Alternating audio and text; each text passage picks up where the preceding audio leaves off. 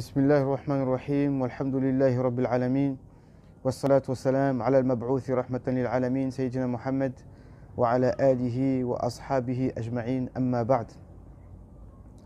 Donc la première chose dont il faut se rappeler, c'est l'unicité et la puissance d'Allah subhanahu wa ta'ala.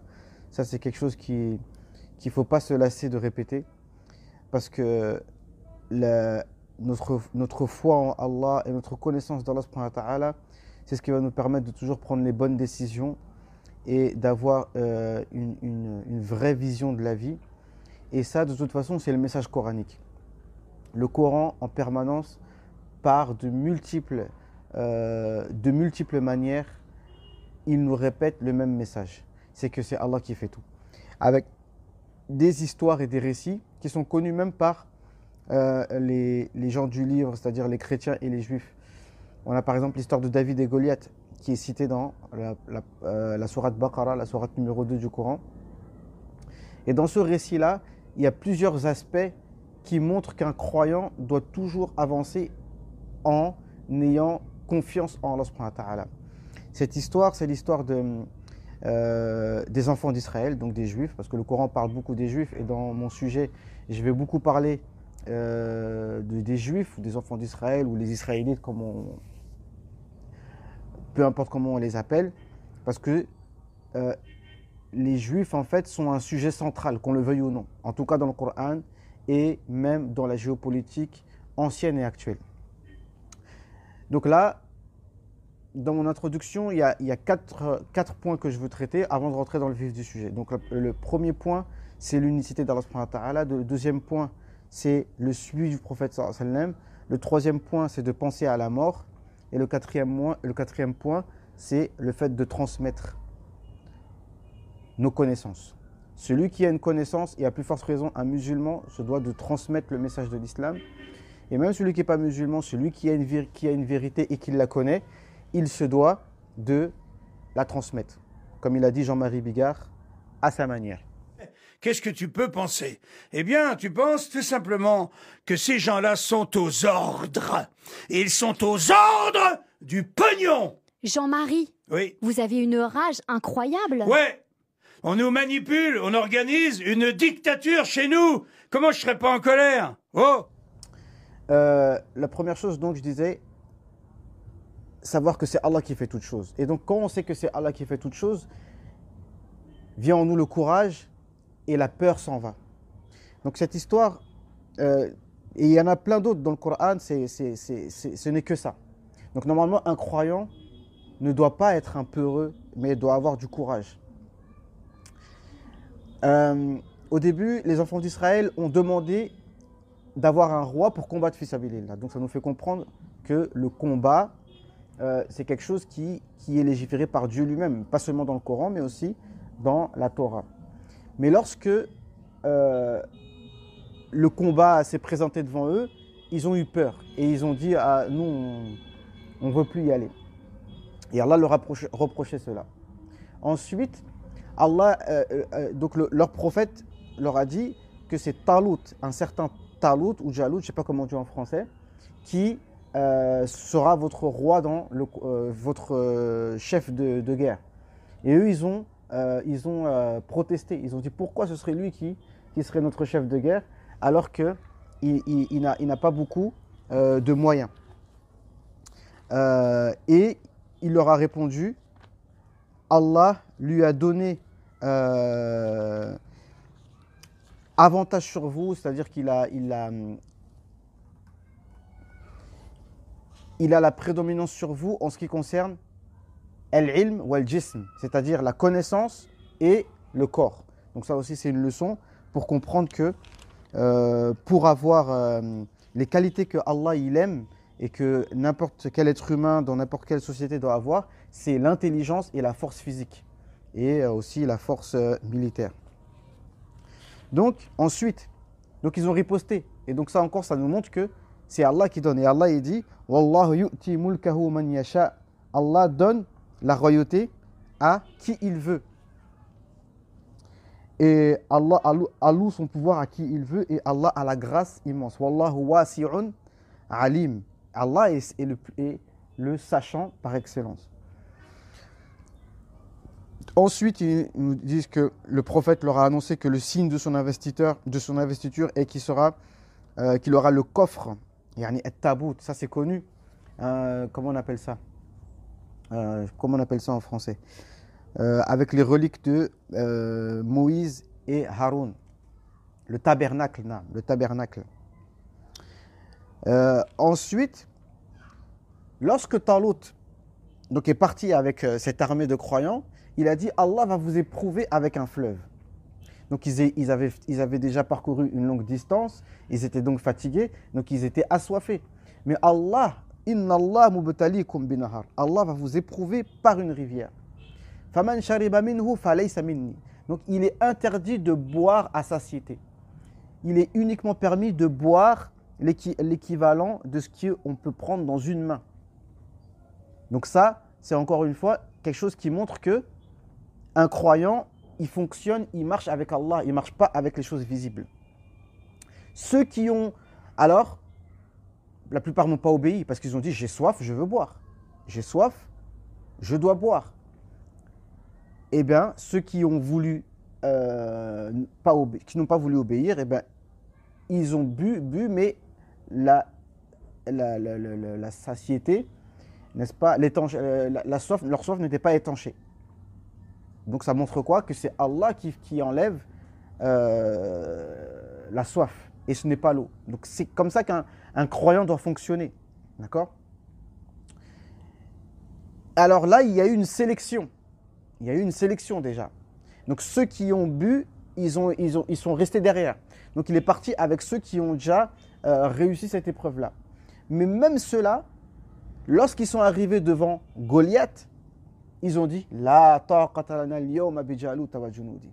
Impossible qu'on gagne devant Goliath. Donc même ces gens-là qui ont passé cette épreuve, ici, ils ont douté. Mais Allah nous dit, des personnes qui sont aimées par Allah, qui ont dit Kam min fi'atin qalilatin ghalabat fi'atan kathiratan bi'iznillah. Naam. Ceux qui étaient convaincus qu'ils auraient à rencontrer Allah dire combien de fois une troupe peu nombreuse a, par la grâce d'Allah, vaincu une troupe très nombreuse. Et Allah est avec les environs.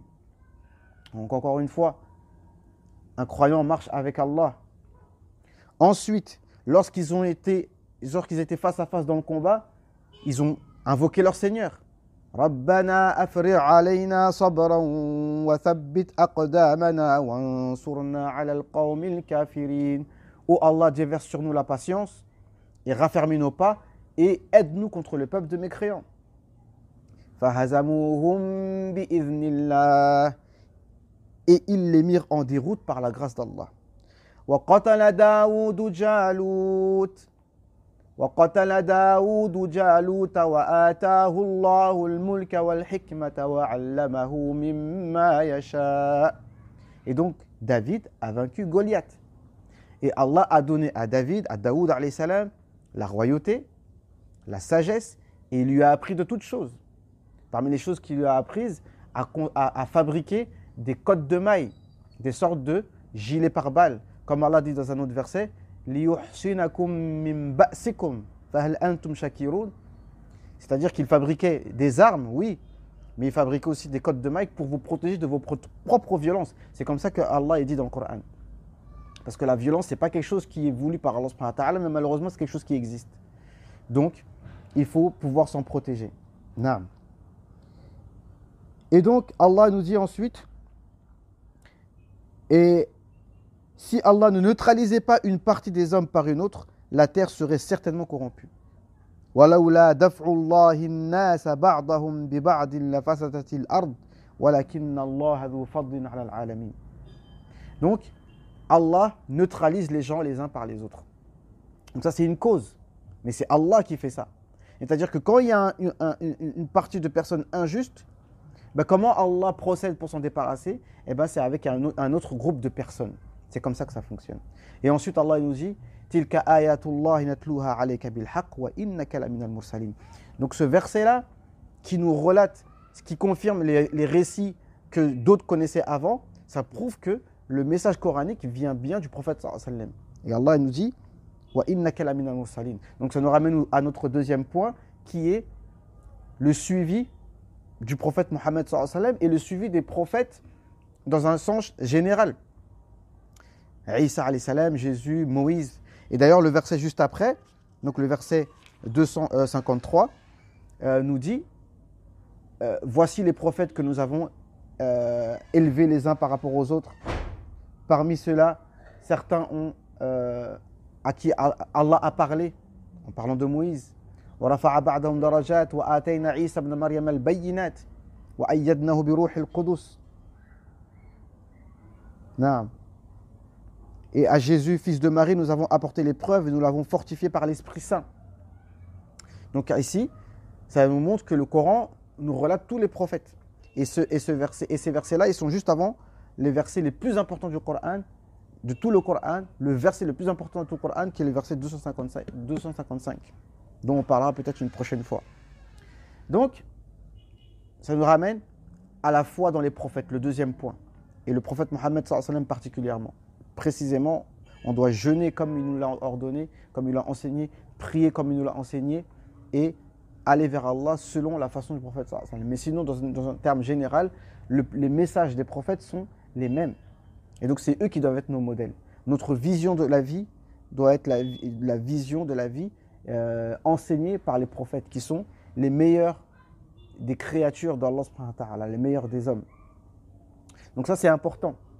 Parce que si on veut être heureux dans ce bas monde et dans l'au-delà, c'est qu'en suivant le chemin des prophètes. Ça, c'est quelque chose sur lequel il faut être certain. Les musulmans doivent se le rappeler toujours et ne pas être tentés de suivre d'autres chemins. Comme Allah nous dit,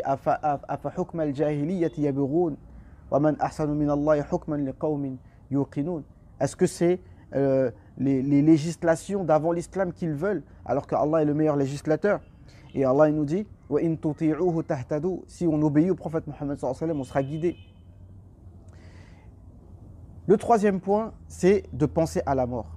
Parce que justement, ça fait une transition entre les deux, parce que parmi les questions qu'on va nous poser, les premières questions qu'on va nous poser après la mort, après on y croit ou on n'y croit pas, mais moi en tant que votre petit frère, en tant que votre fils, en tant que votre neveu, en tant que votre voisin, en tant que votre enseignant, en tant que votre grand frère, en tant qu'oncle, peu importe la relation que j'ai avec vous, ou alors en tant que personne que vous voyez sur les réseaux sociaux, ma responsabilité, c'est de vous informer de cela.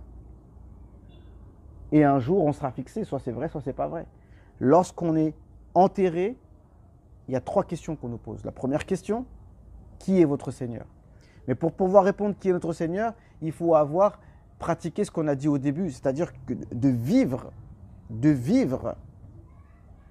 en ayant comme direction la foi pleine en Allah et la confiance en Allah, et ne pas avoir de doute, et ne pas avoir foi que dans ce qu'on voit. Là, on pourra répondre, mon Seigneur, c'est Allah.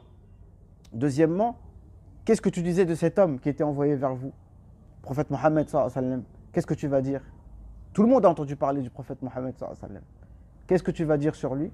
Si tu ne donnes pas une bonne réponse, alors nous musulmans, nous croyons que un ange va vous frapper avec une bimatraq. Le mot matraq d'ailleurs, c'est un mot arabe qui est repris en français. Le mot matraq. Cette matraque qui est haute comme les cieux et la terre, et qu'on va te frapper avec, et que si jamais les êtres humains étaient capables d'entendre le cri que l'être humain pousse quand il s'est fait frapper, on tomberait de frayeur. Nous y croyons, et un jour on verra. Soit c'est vrai, soit c'est pas vrai. Mais nous, les musulmans, on y croit dur comme fer. Et la quatrième chose, c'est de transmettre. Dur comme fer, je voulais dire. La quatrième chose, c'est de transmettre. C'est une responsabilité pour chacun de transmettre la religion et de transmettre la vérité, car c'est une partie, c'est une condition sine qua non pour être sauvé. Garder la vérité pour soi, ça ne va pas nous sauver. C'est pour ça que Allah dit dans une petite sourate du Coran qui dit que Wal asr, innal insana lafi khusr, illa alladhina amanu wa amilus salihati wa tawasaw bil haqqi wa tawasaw bis sabr. Allah jure que tous les humains sont dans la perdition, sauf ceux qui ont la foi, comme on a dit, qui ont la foi en Allah et en son prophète, et au jour du jugement, et au destin, et qui ont foi aux anges, donc qui ont la foi en Allah et son prophète, comme on a dit. Wa amilus salihat, et qui pratiquent les bonnes actions, la prière, le jeûne, etc. Mais c'est pas fini. Wa tawasaw bil haqq, wa tawasaw bis sabr, et qui se recommandent la vérité, et qui se recommandent la patience. Donc la vérité, c'est quelque chose de global. La vérité, c'est quelque chose qui n'est pas déterminé par justement des déterminismes socio-géographiques. Moi, je suis un enfant d'immigrés camerounais né en banlieue. Donc du coup, ça détermine mes positions, mes pensées, etc. Mais ça ne devrait pas être le cas. Je rappelle que je suis converti depuis 20 ans. Donc j'ai quand même fait un effort de sortir de mon cadre. Donc voilà. Donc la vérité, et ce n'est pas... Et watawasaw bil haqq, watawasaw bis sabr, et qui se recommande la patience. C'est-à-dire que quand on transmet la vérité, eh ben, il faut assumer les conséquences, il faut patienter. Donc le sujet que je voulais traiter aujourd'hui, c'est de dire que on ne doit pas se tromper d'ennemi.